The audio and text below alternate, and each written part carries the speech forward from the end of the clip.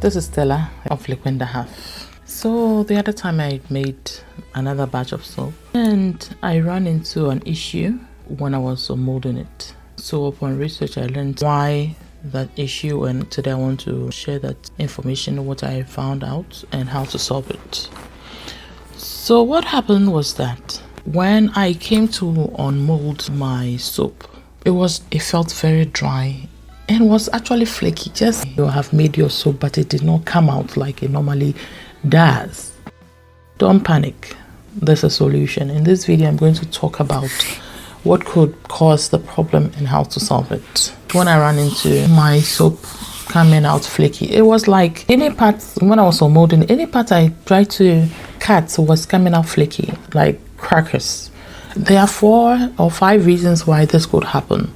This could happen if there's a light to oil ratio imbalance, temperature issues, improper mixing, or additives and ratios, curing, and the environment. So to explain that, you could have a problem with your soap batch if the oil to lye ratio is not balanced properly. So the excess sodium hydroxide will react harshly, leaving the soap flaky or brittle.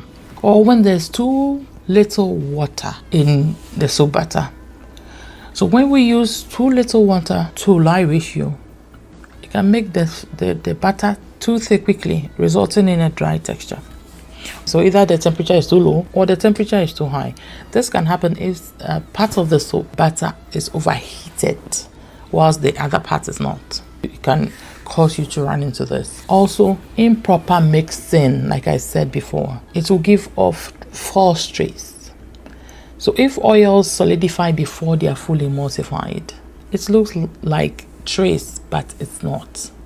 This will result in separation or the dryness, as well as when we overmix a thick trace. When the batter is thick and we continue to stir it only introduces small air gaps and makes the ends flaky. For me, I did not use additives like clay or powders, but it can also cause dryness if too much of the dry additives were added to the soap batter, because those dry additives will draw water from the soap batter. So eventually it will come off dry. Or high percentage of brittle oils like coconut oil, pumpkin oil, or cocoa butter. So as you know, these oils make the soap harder, and so too much of the use if it is not balanced. The environment, if the curing area is excessively dry, soap can also lose too much water quickly.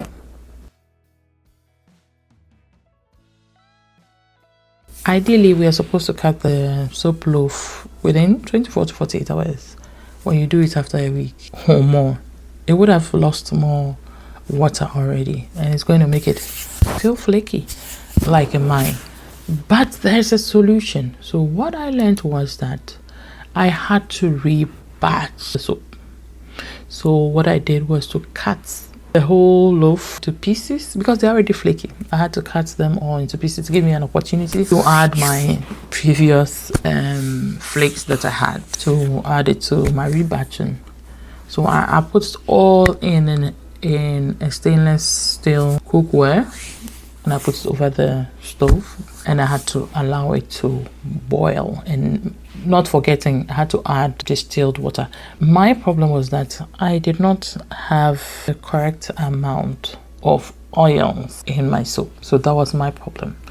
So in order to make it melt properly, I added a little distilled water, not too much, to help it to melt. And I just kept speeding up the process by breaking it down, allowed it to boil. So what I did was, the difference I realized in my oils and butters that I did not use enough of, because actually what happened was that when I was doing my soap, the original batch that I was doing, I ran into a problem where some of the oils, they were not enough for that batch, so I quickly had to replace the batch. So I went back to soap calc and I reformulated it.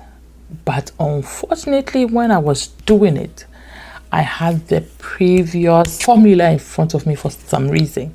So when I ran into the problem and I started tallying, I realized that I used less of what I was supposed to use. So now I am making that correction. So I had issue with the quantity of shea butter and the quantity of coconut oil. So that is what I'm correcting right now. So I added the shea butter and the coconut oil to make the formula accurate. And so as you keep mixing it, you realize that it is not really, some are not melting completely. You have lumps in between. So what I did was to get my stick blender and I blended it down together so that everything becomes smooth. It takes some time. It took me more than 2 hours trying to do this. So be patient with the process because you want everything to be well incorporated. And so when it got to a semi-solid, I poured it into the soap mold. I molded it and this is what I got. And I loved it. It's performing awesome. So I'm making this video after more than 6 weeks. It's performing awesome. So if you should run into something like this, don't pour your soap away. Just go back and correct it. It's the same when it is lye heavy. It's the same process you would use to correct it. So I hope this video was helpful to you. And thank you so much for sticking with me. And don't forget to subscribe. Don't forget to, if this information was helpful to you. See you in the next video.